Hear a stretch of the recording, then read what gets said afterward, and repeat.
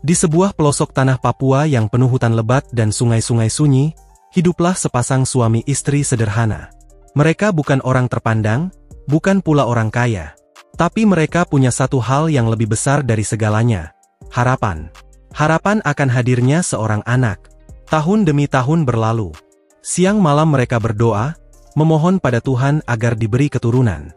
Tapi jawaban belum juga datang. Musim berganti. Hujan mulai mendekat. Pasangan itu pun pergi ke hutan, seperti biasa, untuk mengumpulkan kayu bakar sebelum semuanya basah. Tapi hari itu berbeda. Mereka hanya mendapat sedikit kayu.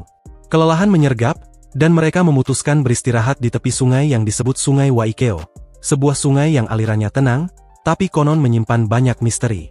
Saat duduk di bawah pohon besar, sang suami melihat sesuatu yang tak biasa di seberang sungai.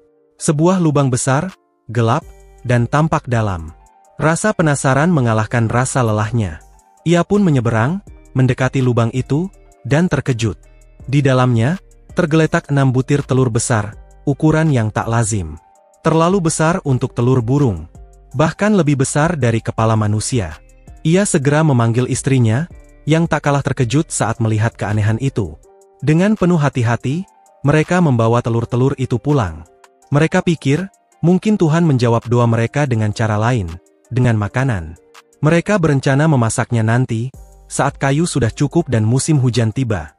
Tapi pagi keesokan harinya, sesuatu yang mustahil terjadi. Satu persatu, 5 telur retak, lalu menetas. Namun, bukan bayi burung atau reptil yang muncul. Dari dalamnya keluar 5 anak manusia.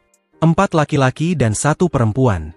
Semua dibungkus kain putih bersinar, seolah berasal dari dunia lain. Telur ke-6 tak menetas. Ia mengeras, berubah menjadi batu yang mengeluarkan aura aneh. Mereka sadar, ini bukan telur biasa. Ini adalah keajaiban. Hadiah dari langit. Dengan hati berbunga-bunga, suami istri itu menerima kelima anak tersebut sebagai anugerah. Mereka memberi nama pada anak-anak itu. Wor, Betani, Dohar, Muhammad, dan si bungsu perempuan, Pintole. Waktu berjalan cepat. Kelima anak itu tumbuh luar biasa.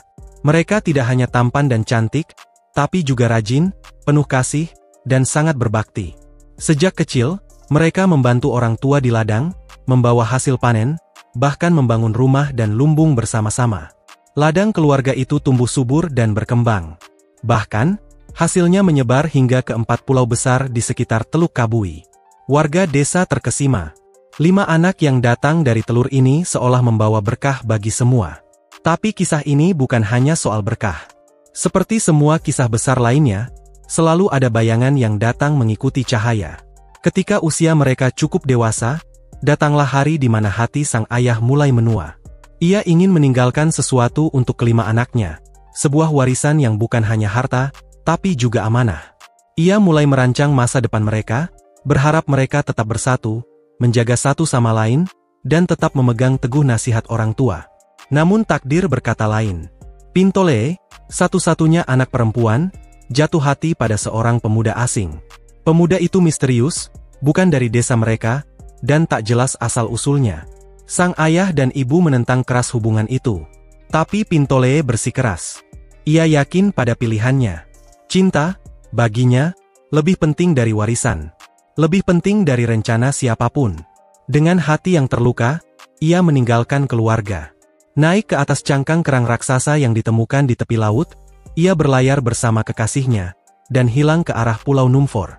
Keluarga itu hancur. Tapi waktu tak bisa dihentikan. Sang ayah, dengan sisa kekuatannya, memanggil keempat putra tersisa. Ia tahu hidupnya tak akan lama lagi. Maka dibagikanlah warisan terakhirnya. Keempat anak itu masing-masing menerima 1 pulau. Wor diberi Pulau Waigeo. Betani menerima Salawati. Dohar mendapatkan Lilinta. Dan Muhammad diberi Pulau Waiga. Ia berkata, jaga pulau ini seperti kalian menjaga rumah kita. Dan jangan lupakan satu hal, bersaudara kalian, selamanya. Lalu sang ayah pun meninggal. Tapi janjinya tidak ikut mati. 4 anak itu menjalankan amanah dengan baik. Mereka pindah ke pulau masing-masing, membangun tempat tinggal, membuka lahan, dan memimpin rakyatnya. Mereka tumbuh menjadi raja-raja yang dicintai, bijaksana, dan kuat. Masing-masing dari mereka menjaga pulaunya dengan penuh cinta dan tanggung jawab. Dan dari sinilah, nama besar itu lahir. Raja Ampat. 4 raja dari 4 pulau besar.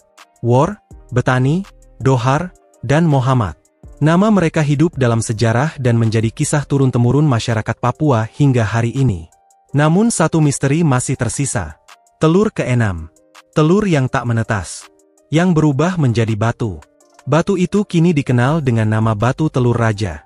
Disimpan dengan penuh penghormatan di situs Kali Raja, dan hanya boleh dilihat setahun sekali, dalam upacara suci. Di kiri dan kanannya berdiri 2 batu tegak, menhir penjaga yang disebut Men Moro dan Men Metem. Batu itu dipercaya menyimpan roh suci dari langit. Dan hanya keturunan raja yang boleh menyentuhnya. Bagi masyarakat sekitar, batu itu bukan sekadar batu. Ia adalah bagian dari asal-usul. Simbol penghubung antara manusia dan langit. Dan barang siapa yang mencoba mengganggunya, konon akan terkena kutukan. Begitulah, dari 6 telur yang ditemukan di hutan, lahirlah 4 raja besar. Dan dari perpisahan seorang adik perempuan, kita diingatkan bahwa cinta tak selalu berjalan searah. Tapi setiap luka, setiap kehilangan, selalu menjadi bagian dari sejarah besar. Dan hingga kini, ketika angin laut berembus melewati gugusan Pulau Raja Ampat, beberapa orang mengaku masih mendengar suara Pintole, memanggil nama-nama saudara yang ia tinggalkan, dengan rindu yang tak pernah pulang.